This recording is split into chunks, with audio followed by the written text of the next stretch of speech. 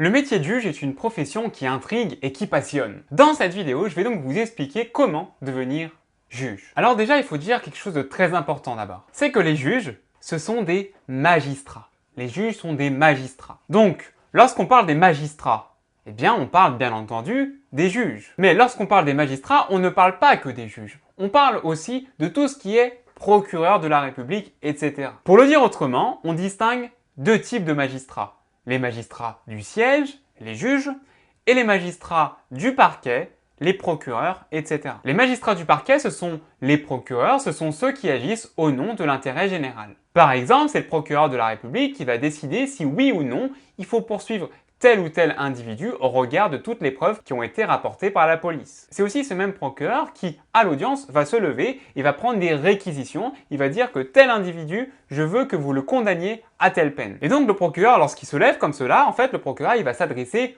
aux juges, aux magistrats du siège. Les magistrats du siège, ce sont donc ceux qui sont assis et qui doivent juger, qui doivent trancher le litige. Ce sont par exemple eux qui vont condamner tel ou tel individu à 5 ans d'emprisonnement, par exemple. Et donc dans cette vidéo, on va se concentrer sur la question de savoir comment devenir un juge, comment devenir un magistrat du siège. Alors comme je l'ai fait pour ma vidéo sur comment devenir avocat, je vais étudier simplement les voies les plus classiques pour devenir un juge, pour devenir un magistrat du siège. Il existe des voies annexes, notamment lorsqu'on a une certaine expérience professionnelle. Sinon, la voie la plus classique, quelle est-elle ?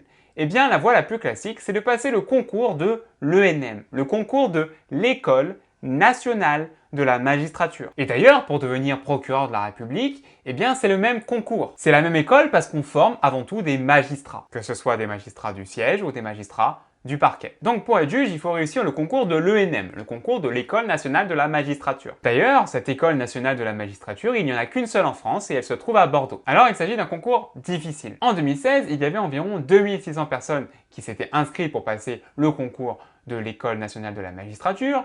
Il y en avait que 1660 qui s'étaient présentées aux écrits. Sur ces 1660, seules 244 personnes ont été admises et donc ont intégré l'École nationale de la magistrature. Alors question, quelles sont les conditions qu'il faut remplir pour suivre ce concours, pour pouvoir passer ce concours? Alors il faut être tout d'abord de nationalité française, il faut être âgé au maximum de 31 ans, il faut être titulaire d'un diplôme de Bac+4 ou au moins d'un diplôme équivalent. Bon, en général, il faudra un M1 en droit ou un diplôme d'Institut d'études politiques. Il faut enfin être de bonne moralité et de jouir de tous ses droits civique. Voilà pour les conditions d'accès et notez que vous pouvez passer le concours 3 fois au maximum. Ensuite, nouvelle question qui se pose, comment préparer ce concours de l'École nationale de la magistrature? Alors tout d'abord, ce que vous pouvez faire, c'est de vous inscrire dans un institut d'études judiciaires. Vous vous inscrivez à la fac et dans cet institut d'études judiciaires, tout au long de l'année, il va y avoir des conférences sur telle ou telle thématique et il va y avoir aussi des examens blancs pour vous entraîner au concours de l'ENM. Ensuite, vous avez également la possibilité de vous inscrire dans une préparation privée. Bon alors, certes, ça coûte beaucoup plus cher, mais vous êtes beaucoup plus encadré que pour l'IEJ. Enfin, vous avez la possibilité de suivre les classes préparatoires de l'ENM. Ce sont les classes que l'on appelle les classes égalité des chances. L'objectif de ces classes préparatoires, c'est d'accompagner des candidats méritants, sélectionnés sur critères sociaux et de les préparer à ce concours de l'École nationale de la magistrature. Alors pour vous sélectionner, en fait, ils vont regarder vos ressources et celles de vos parents. Ils vont aussi regarder vos notes, les notes que vous avez eues, vos résultats scolaires au cours de vos années universitaires. Et chaque année, les étudiants de ces classes préparatoires sont répartis entre 3 pôles.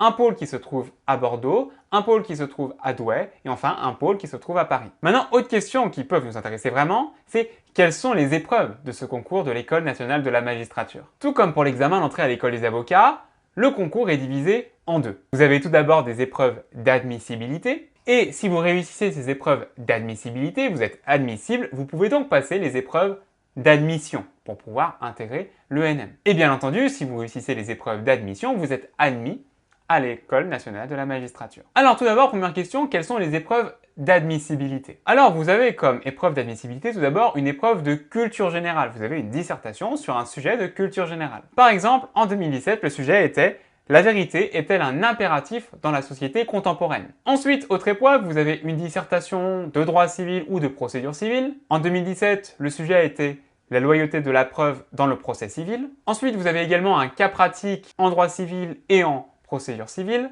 Vous avez également une dissertation de droit pénal et de procédure pénale. Par exemple, en 2017, le sujet était les droits de la défense dans la phase préparatoire du procès pénal. Vous avez également un cas pratique en droit pénal et en procédure pénale. Et vous avez enfin une épreuve de 2 heures sur le droit public. Alors, si vous avez réussi cette épreuve d'admissibilité, vous pouvez donc passer les épreuves d'admission. Alors, quelles sont les différentes épreuves d'admission? Alors, tout d'abord, vous avez une note de synthèse en 5 heures à rédiger. Ensuite, vous avez une épreuve d'oral d'anglais. Vous avez aussi différents oraux sur des matières techniques telles que le droit commercial par exemple, le droit européen. Vous avez également une épreuve orale facultative d'une autre langue vivante que l'anglais, l'allemand, l'espagnol. Et puis vous avez une épreuve de mise en situation et d'entretien individuel avec le jury. C'est quoi la mise en situation? Eh bien, la mise en situation, c'est que vous êtes un petit groupe de candidats et puis on va vous mettre en situation, par exemple dans un cas concret, on va vous dire vous jouez le rôle du juge et vous allez faire ça et ça. Et puis ensuite, vous avez un entretien individuel avec le jury, vous allez devoir répondre à une question de culture générale et puis ensuite s'en suivra plusieurs questions et puis on vous posera des questions sur votre motivation principalement. Alors si vous avez réussi ces épreuves d'admission, vous êtes admis à l'École nationale de la magistrature. Bravo! Alors dès lors que vous êtes admis à cette école de la magistrature à Bordeaux, eh bien vous allez suivre une formation de 31 mois. Vous allez avoir une formation théorique, vous allez avoir des cours à Bordeaux, et puis vous allez avoir une formation pratique avec plein de stages, notamment des stages dans les tribunaux, dans des cabinets d'avocats, vous allez avoir plein de stages à faire, justement pour mettre en pratique ce que vous avez appris à Bordeaux. À l'issue des 31 mois de la formation de l'ENM, eh bien l'étudiant, si on peut appeler ça l'étudiant qui est à l'ENM, qu'on appelle en réalité un auditeur de justice, eh bien cet auditeur de justice deviendra magistrat. Il pourra être nommé alors à plusieurs fonctions. Il peut être nommé juge du tribunal de grande instance, juge d'instruction, juge d'application des peines ou encore substitut du procureur. Et ce qu'il faut d'ailleurs savoir, c'est qu'au cours de sa carrière, un magistrat peut changer de fonction. Ça veut dire qu'il peut commencer juge dans un tribunal de grande instance, pour ensuite devenir substitut de procureur, pour ensuite devenir juge d'application des peines, etc., etc. Et ensuite, si vous êtes intéressé donc par ce concours de l'École nationale de la magistrature, eh bien vous avez un livre génial qui a été écrit par Camille Charme, Chronique d'une élève magistrate. Elle vous explique comment elle a passé l'ENM et elle vous donne plein de conseils pratiques, comment préparer, quelle prépa choisir, comment faire son année de préparation par exemple, comment aborder les épreuves de l'ENM, etc., etc. Donc il est vraiment pas mal ce livre. Je mets le lien du livre dans la description. Voilà, j'en ai terminé pour cette vidéo, j'espère qu'elle vous a plu. N'oubliez pas de lâcher un pouce bleu et de vous abonner pour être informé des nouvelles vidéos qui sortiront donc le mercredi soir à 18 h et le dimanche soir à 18 h. Et surtout, n'oubliez jamais, ne cessez jamais de croire en vous. Allez, ciao, bye!